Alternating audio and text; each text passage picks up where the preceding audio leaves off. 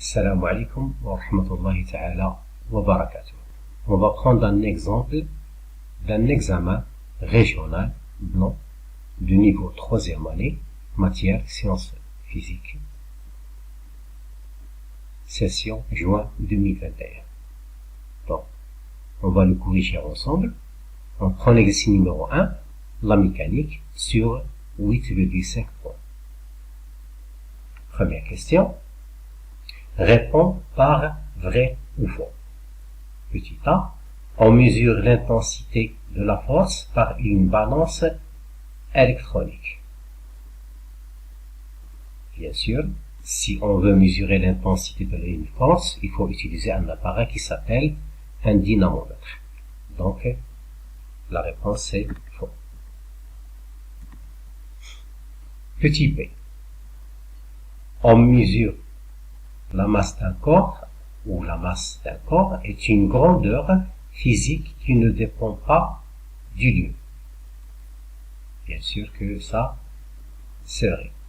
On sait bien que si on prend n'importe quel corps, c'est-à-dire le même corps, donc même si on change le lieu, sa masse reste toujours constante parce qu'il dépend de la quantité de matière qui le constitue. Donc c'est vrai. Petit c, la vitesse de Sofiane sur sa moto est 45 km par heure et qui est égale à 12,5 mètres par seconde. Bien sûr ici, il faut savoir comment peut-on passer d'une unité à une autre pour une vitesse quelconque. C'est-à-dire, pour passer de 1 km par heure vers mètres par seconde, il faut diviser par 3,6. C'est-à-dire, si on prend 45 et on le divise par 3,6, on va exactement trouver 12,5. Donc, la réponse, c'est vrai. Petit t, une action mécanique peut participer au repos du receveur de l'action. Bien sûr, on a déjà dit qu'une action mécanique, il a deux effets, un effet statique et un effet dynamique.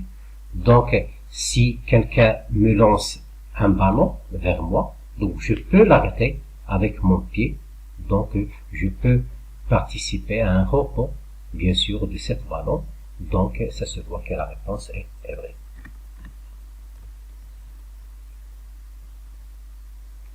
Deuxièmement, complétez les phrases par l'un des mots suivants. Référentiel, accéléré, translation.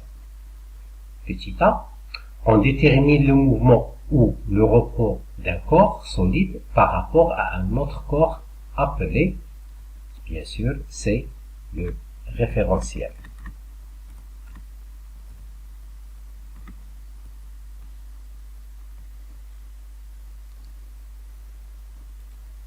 Petit p,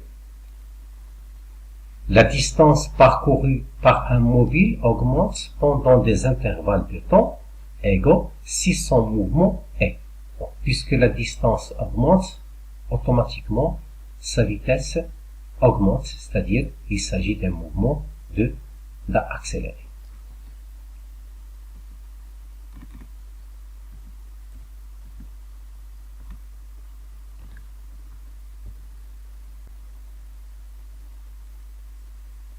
Petit c, donc il nous reste la dernière, on va voir est-ce que c'est vrai ou non. Un corps solide est en mouvement 2 si aucun segment joignant deux de ces deux points ne change pas de direction durant le mouvement.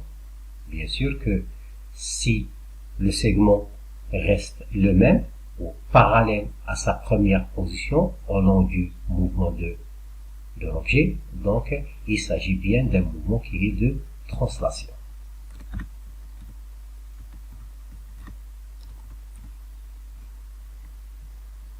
Petit 3.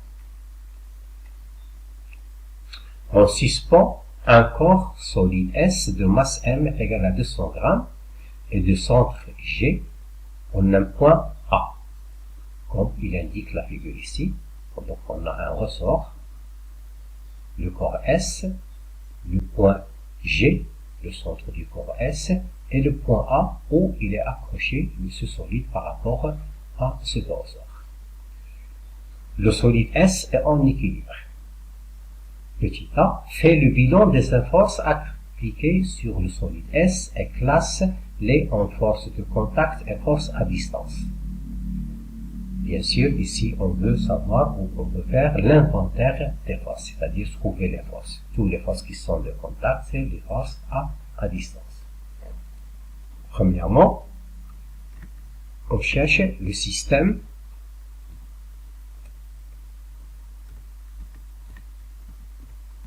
étudié. Donc, si on parle du système étudié, donc, bien sûr, c'est le corps S.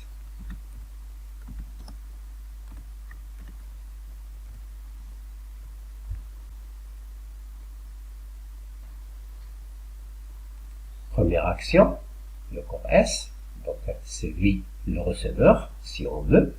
Donc, bien sûr que le ressort, il applique une force sur S, donc, on va prendre l'action du ressort sur S.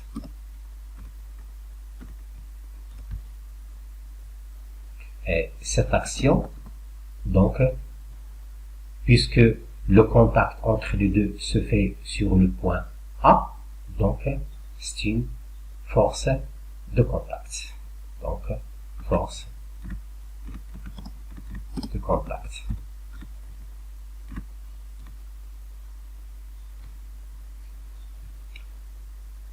Deuxième, donc, il ne faut pas oublier qu'il y a aussi la force de l'attraction de la Terre, c'est-à-dire le poids du corps S.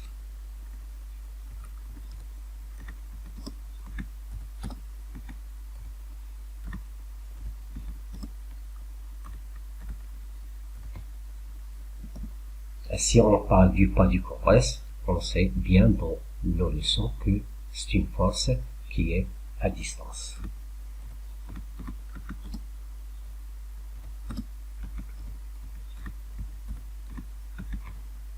Donc l'action du ressort sur S, on sait bien que chaque force est symbolisée par un vecteur force. Donc on va le symboliser avec le vecteur F.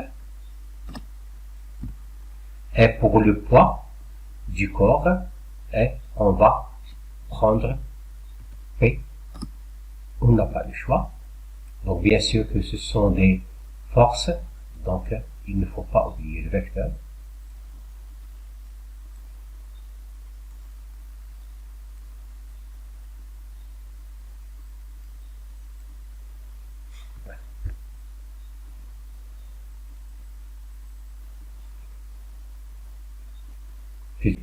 Détermine les caractéristiques du poids P du solide S.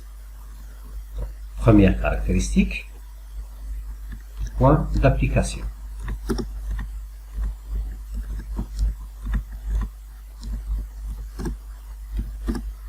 Pour le point d'application du poids, c'est toujours le centre de gravité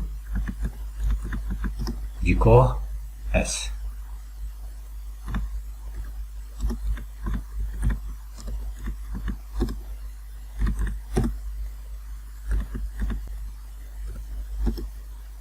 C'est grand G.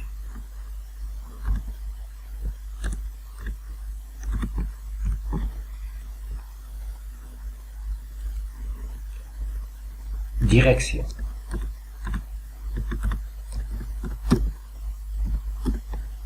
Direction, c'est la droite verticale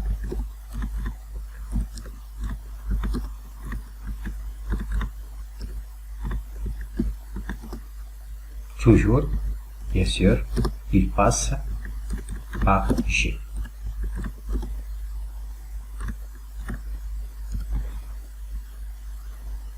Troisième caractéristique, le sens.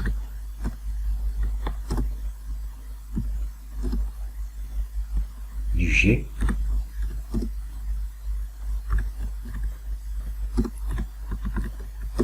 vers le bas.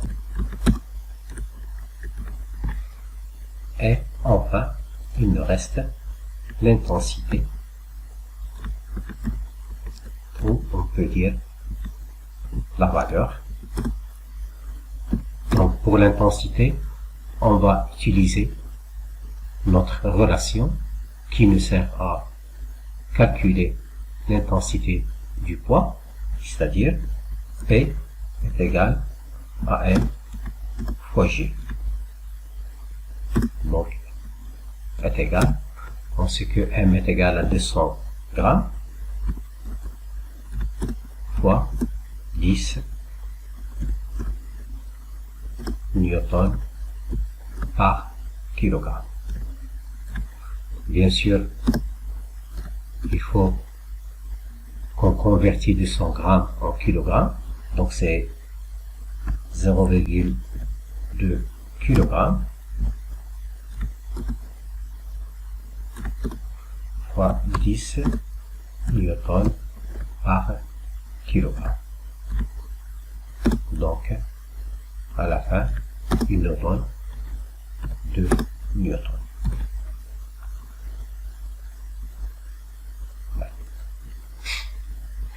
Donc, comme révision, il faut savoir que toujours le point d'application, la direction et le sens sont toujours invariables, c'est-à-dire sont toujours les mêmes. Donc, pour le point d'application, toujours on prend le centre de gravité du corps. La direction, c'est toujours la verticale. Et le sens vers le bas. Tandis que l'intensité, bien sûr, ça change en changeant l'intensité de pesanteur G ou on change la masse du corps. Petit c. Déduit les caractéristiques de la force F appliquée par le ressort. Donc, on a le point d'application.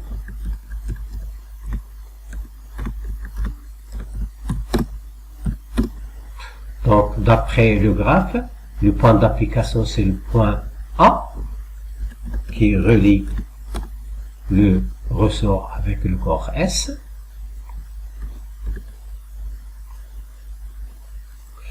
Direction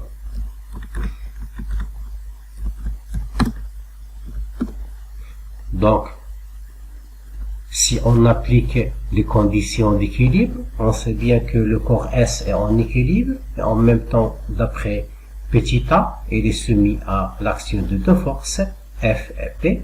Donc, d'après les conditions d'équilibre, ces deux forces ont même direction, sens opposé, même intensité. Donc, même direction, puisque la première c'est la droite verticale, donc la deuxième aussi sera la droite verticale.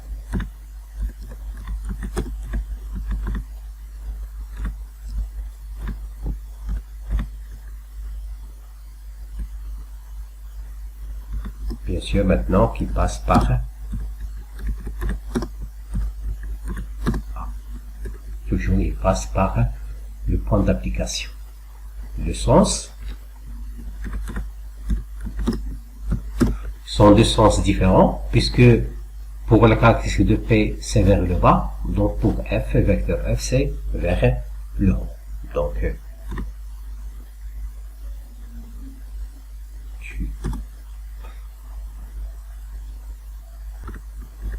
A vers le haut.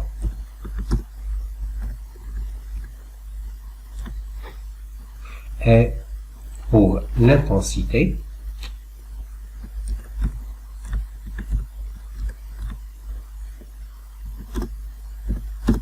donc ils ont même intensité, donc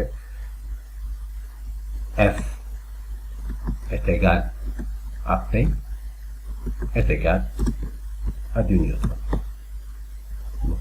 Voilà pour la correction de l'exercice numéro 1 qui concerne le module de la mécanique.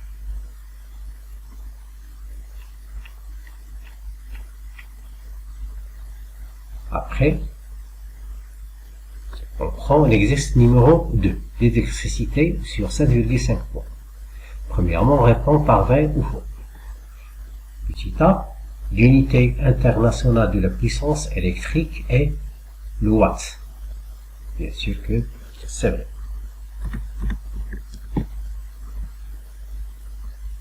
Petit p, les grandeurs inscrites sur la plaque d'un appareil s'appellent les grandeurs principales. Bien sûr que c'est faux. On sait bien que ces grandeurs s'appellent les grandeurs nominales et non principales. Petit c, on exprime la loi d'Ohm par la relation R est égal à U fois I. Bien sûr, c'est faux. Parce que la loi d'Ohm s'exprime par U est égal à R fois I. Et petit t, si on prend la puissance électrique consommée par un appareil de chauffage, donc il s'écrit de la façon P est égal à R fois U au carré.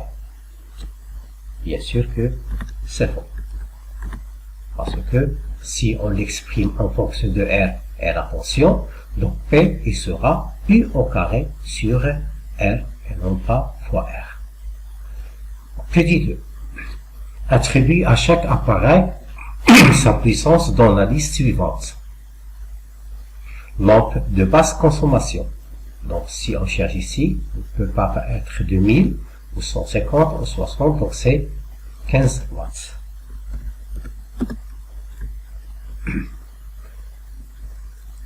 Radiateur électrique. Un radiateur électrique, bien sûr, c'est un appareil qui rentre, sa puissance est puissante, donc c'est 2000 watts.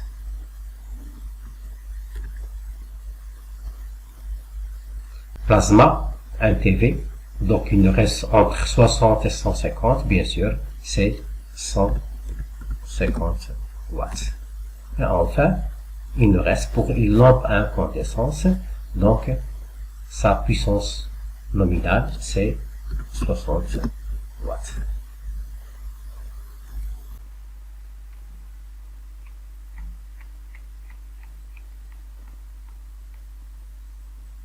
Petit 3, on fait fonctionner d'une façon normale un chauffage électrique de résistance R qui porte les indications 220 volts, 2,2 kW.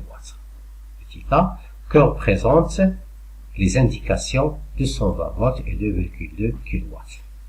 Bien sûr, les deux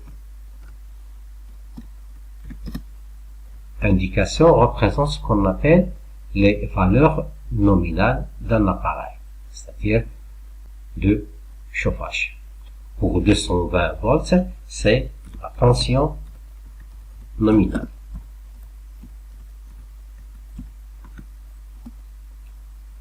Du chauffage.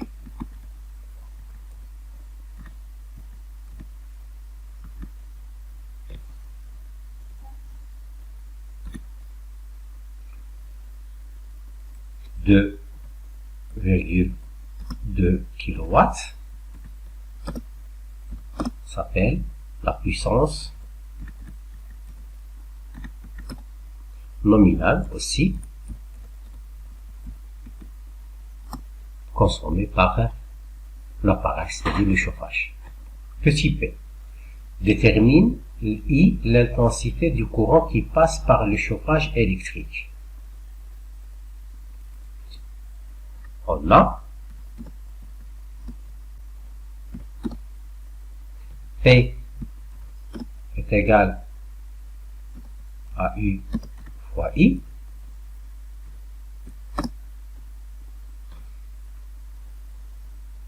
Alors,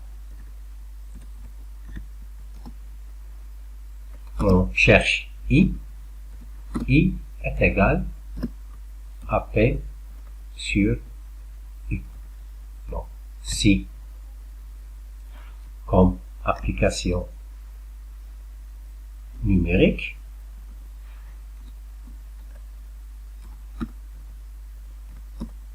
I est égal, P c'est 2,2 kW, donc il faut convertir en watts, donc 1 kW c'est 1000 watts, donc sera 2200 watts divisé par 220 volts.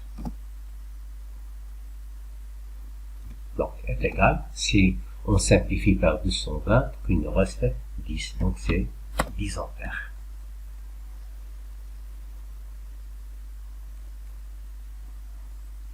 Petit c, déduit R la résistance électrique de ce chauffage. D'après tout simplement la loi d'Ohm, on a U est égal à R fois I. Alors,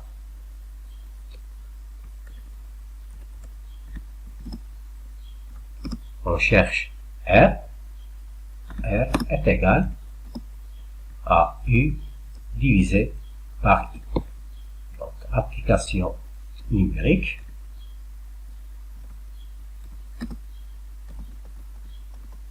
R est égal.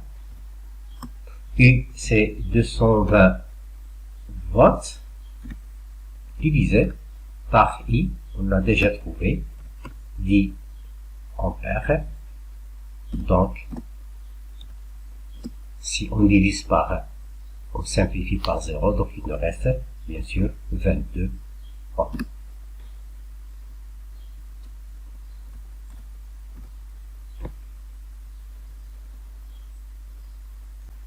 Exercice numéro 3.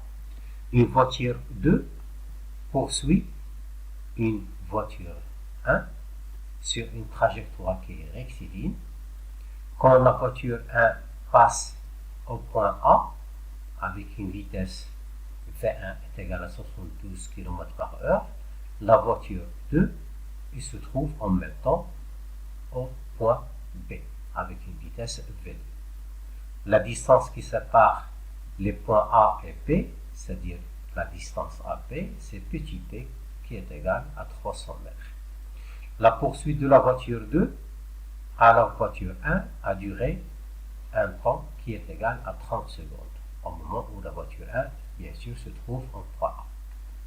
Premièrement, détermine la distance parcourue par la voiture 1 pendant cette durée.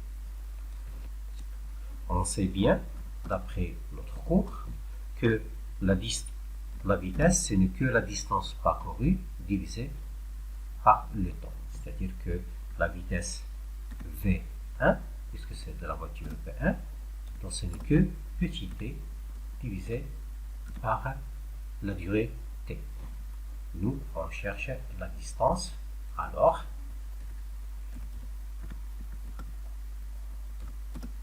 petit t, c'est V1 fois t. Donc, comme application numérique,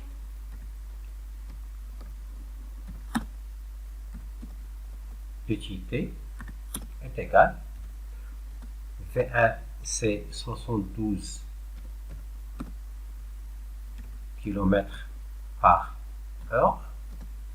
fois le temps c'est 30 secondes. Donc on voit bien ici que on a le temps par seconde et ici on a l'heure. Donc qu'est-ce qu'on va faire? On va tout simplement convertir notre vitesse qui est en km/h par mètre par seconde. Pour la convertir, bien sûr, on divise la vitesse par 3,6 pour avoir mètre par seconde fois 30 secondes. Donc 72 divisé par 3,6. Donc si on fait les calculs, donc c'est 20. On divise, on simplifie les secondes par seconde, il nous reste le mètre. Donc voilà, 30 à la fin. 20 fois 30, il nous donne 600 mètres.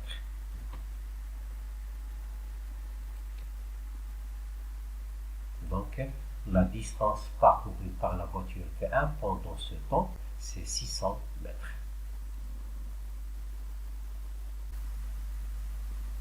Deuxième question. Calculez la vitesse V2 en mètres par seconde. On applique la même relation. Donc, on a V2 est égal à T divisé par T. Ici, il faut faire attention que T, c'est la distance T2 parcourue par la voiture numéro 2. Avec, si on veut chercher D2, donc D2 sera, premièrement, on sait bien que la distance D, c'est la distance entre la voiture V2 et V1. Pendant 30 secondes, la voiture V1 il se trouve à une distance qui est égale à 600 mètres de point A. Et puisque la voiture V2 va atteindre la voiture V1, automatiquement V2 il a parcouru la distance petit t plus la distance parcourue par la voiture V1, c'est-à-dire on peut le symboliser par T1. Donc T2 sera T1 plus D.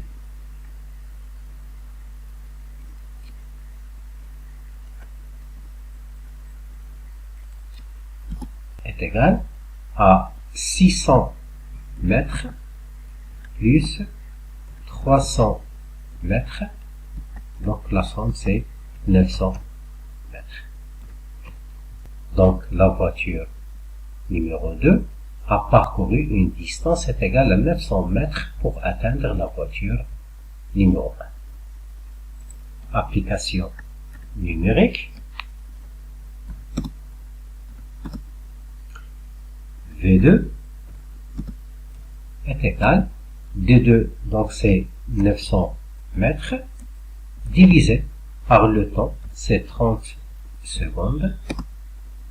Donc on divise, on simplifie par 30, donc il nous reste 30 mètres par seconde.